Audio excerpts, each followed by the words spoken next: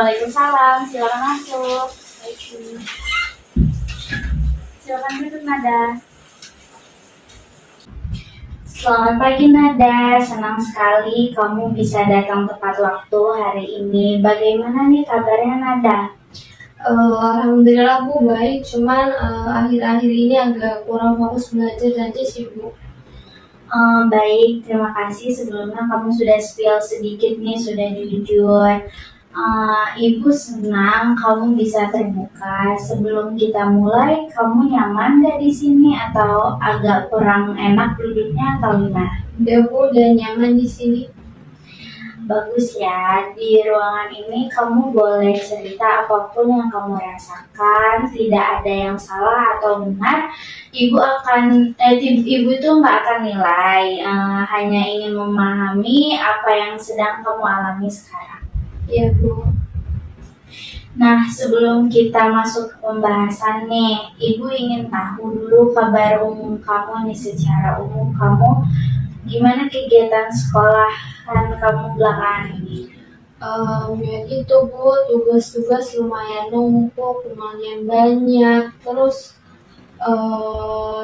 aku juga lagi persiapan ujian akhir semester Bu, makanya banyak tugas. Wah, tentu lumayan sibuk ya. Ibu bisa bayangkan, pasti kamu terasa capek atau kewalahan juga. Iya Bu, apalagi kadang ngerasa kayak otak ini udah penuh itu mau ditambah tugas ini, tugas itu, mata pelajaran ini, mata pelajaran itu gitu Bu. Jadi numpuk banyak banget. Iya, itu wajar banget kok. Semua siswa pasti pernah merasa kayak gitu, apalagi kalau banyak tekanan dari sekolah. Tapi biasanya kalau kamu stres nih atau jenuh, kamu biasanya ngapain buat ngurangin rasa itu? Biasanya aku buka HP sih Bu, lihat TikTok atau chattingan sama teman. Kadang juga main game biar gak bosen gitu Bu. Oh, jadi teman kamu nih HP, kamu buat hiburan ya kalau lagi sempet. Iya Bu, tapi kadang malah kebablasan Bu. Yang awalnya niat cuma 5 menit aja sih belajar, udah sampai sejam Bu, bahkan lebih kadang. Nah, iya itu menarik. Terima kasih ya, Nada udah jujur cerita. Ibu tahu nggak gampang ngomong jujur soal hal yang kayak gini. Tapi kamu tuh sudah melakukan langkah pertama yang bagus untuk bercerita ke ibu. Iya Bu. Ibu senang kamu mau datang hari ini. Kita di sini bukan untuk menyalahkan, tapi untuk memahami dan membantu kamu menemukan cara supaya bisa lebih seimbang, tetap bisa pakai HP, tapi enggak sampai ngeganggu belajar atau istirahat kamu. Gimana, kamu setuju dengan tujuan itu? Iya Bu, Nada setuju banget. Aku juga pengen berubah, cuma kadang kayak susah ngontrol aja gitu Bu. Nggak apa-apa Nada, yang penting kamu sudah punya niat baik dulu. Berubah itu proses dan ibu akan bantu kamu pelan-pelan. Hari ini kita coba pahami dulu kebiasaanmu dan pikiran yang muncul waktu kamu terbuka untuk buka HP ya. Iya Bu, siap. Bagus. Sebelum lanjut, Ibu mau bilang apapun yang kamu ceritakan di sini bersifat rahasia. Jadi kamu nggak perlu takut atau khawatir ceritanya sampai ke orang lain yang ada. Iya Bu, makasih ya Bu udah bilang kayak gitu. Nada jadi lebih tenang Bu dengarnya. Sama-sama Nada. Jadi sekarang yuk kita mulai bahas lebih dalam tentang hal yang tadi kamu bilang kamu merasa sulit fokus belajar karena HP yang ada. Iya Bu, benar Bu. Jadi kamu bilang susah fokus belajar karena HP nih. Biasanya hal itu terjadi kapan? Biasanya Bu, lebih seringnya itu malam sih Bu. Setelah Isya itu Bu, itu kan waktunya mau niat belajar gitu ya, tapi akhirnya malah buka HP Bu sampai larut malam. Kalau sudah begitu, apa yang kamu rasakan nih? Perasaan kamu bagaimana? Awalnya senang aja sih Bu, tapi habis itu kan sadar waktu saya itu habis. Terus habis ini saya nyesal karena kebanyakan main HP. Jadi kamu nih tahu hal itu mengganggu, tapi sulit mengontrolnya, bukan begitu? Iya Bu, kadang saya tuh bahkan nggak sadar waktu itu udah lewat lama gitu Bu. Nah, kira-kira nih, apa tujuan kamu mengikuti konseling ini, Nada? Saya pengen Bu bisa ngontrol diri biar bisa fokus belajar tanpa gangguan dari HP itu berlebihan. Itu tujuan yang bagus. Jadi kita akan belajar cara mengenali pikiran dan kebiasaan yang bikin kamu susah fokus, lalu menggantinya dengan cara yang lebih sehat. Setuju? Iya Bu, Nada setuju Bu.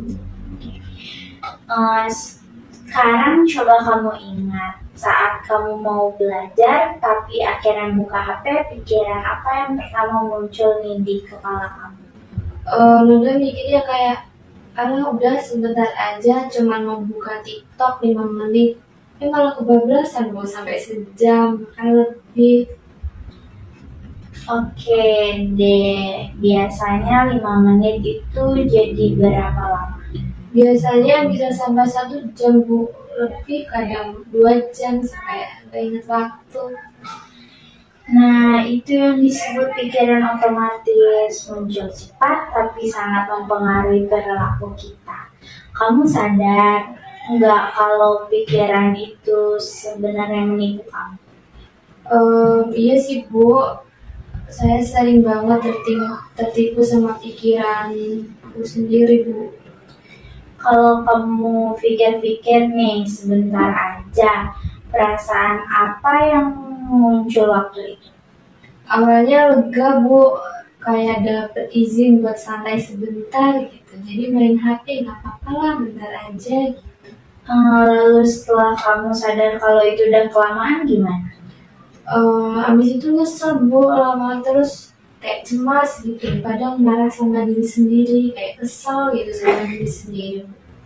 Nah, jadi pikiran, perasaan, perilaku, pikiran sebentar aja itu bikin kamu lega sesaat, tapi akhirnya malah stres karena kehilangan waktu belajar. Sekarang kalau kamu pikirkan sebentar aja nih, muncul lagi, apa yang bisa kamu katakan sama diri kamu? Mungkin saya akan bilang kalau buka HP sekarang nanti saya bakal nyesel lagi karena kebanyakan main HP. Hebat, itu sudah rekonstruksi kognitif. Kamu mengganti pikiran, menipu dengan pikiran yang lebih realistis, dan menolong diri sendiri. Sekarang kita pikirkan langkah nyata. Apa yang bisa kamu lakukan supaya tidak tergoda lagi nih? Kalau kamu belajar, kamu nggak tergoda buka HP lagi. Kayaknya saya bisa matiin notifikasi mungkin ya Bu, dan taruh HP di luar kamar waktu belajar biar nggak ada distraksi dari HP. Bagus, itu teknik pengendalian stimulus. Kamu juga bisa beri hadiah pada diri kamu sendiri. Kalau berhasil belajar 1 jam tanpa HP, kamu boleh buka HP 15 menit untuk hiburan kamu dan kamu bisa membeli sesuatu untuk diri kamu karena kamu berhasil untuk melakukan hal yang bikin kamu gak keganggu lagi. Ibu, kayaknya itu lebih bagus banget ya Bu. Oke, Ibu ada tugas untuk kamu minggu ini. Ibu nanti berikan catatan. Catatannya itu berisi belajar 1 jam tanpa HP setiap malam. Catat kapan kamu tergoda buka HP dan pikiran apa yang muncul, itu kamu catat nanti. Setelah belajar kamu boleh buka HP maksimal 15 menit atau membeli sesuatu untuk diri kamu sendiri. Dan nanti kamu laporkan hasilnya minggu depan ya, nanti kita bahas. Baik Bu, nanti Nada coba. Setelah kita ngobrol panjang, kira-kira apa nih yang Nada pelajari dari sesi hari ini?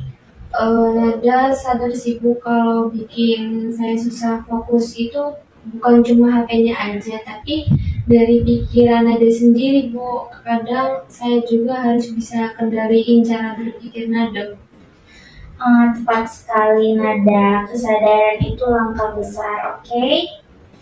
Ibu bangga kamu bisa berani, terbuka, dan mau berubah. Ingat, HP itu alat, bukan penguasa hidupmu. Kamu pegang kendali. Jadi bukan HP yang megang kamu, tapi kamu yang megang dia. Oke Bu, makasih Bu atas pembinaannya hari ini Bu.